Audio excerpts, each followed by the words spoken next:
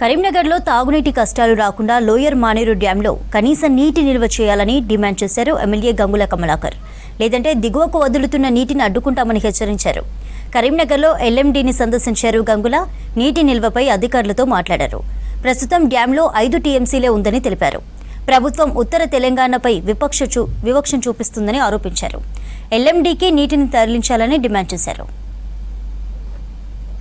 ఈరోజు 31వ తారీఖు 5వ తారీఖు 6వ తారీఖు వరకు దాకా చూస్తాం.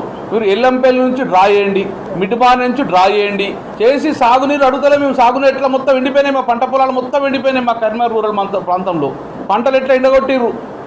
కానీ మనుషులను ఎండగొట్టకండి.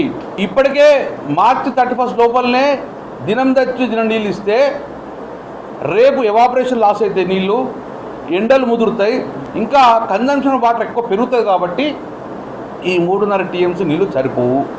15 రోజులు ఇస్తే మొత్తం అయిపోయే పరిస్థితి వస్తుంది. కాబట్టి వెంటనే నేను ప్రభుత్వాన్ని డిమాండ్ చేస్తున్నాను. ఇక్కడ ఉన్న మంత్రులు డిమాండ్ చేస్తున్నా. ఫస్ట్ ప్రభుత్వంతో మాట్లాడతారా, ఏం చేస్తారో చేయండి. కానీ లోయర్ మానే డ్యామును గిట్ట ఇట్లా ఎండబెడితే వారం రోజుల లోపలనే అవకాశం ఇస్తాం, మళ్ళీ మేము ఇక్కడ నీళ్ళు ఆపేస్తాం. కిందికి బీఆర్ఎస్ పార్టీ బస్తాలు మోస్తుంది, బస్తాలు అడ్డుకట్టేస్తుంది, నీళ్ళు ఆపేస్తుంది. ఈ పని ఇవాళే చేయాలి. కానీ కింద ప్రాంతం కూడా మన తెలంగాణ బిడ్డలే, వారు పుట్టకచ్చిన దశలో ఉన్నాయి పంట. అందుకే వారికి కూడా నీళ్లు పోవాలని అవకాశం ఇచ్చినాం. మేము కిందికి పోవాలి, కానీ మాకు పైనుంచి రావాలి. కిందికి పోతున్నాయి, పైనుంచి వస్తలేవు. కాబట్టి కింది ప్రాంతానికి కూడా సాగునీరుకి ఇవ్వండి.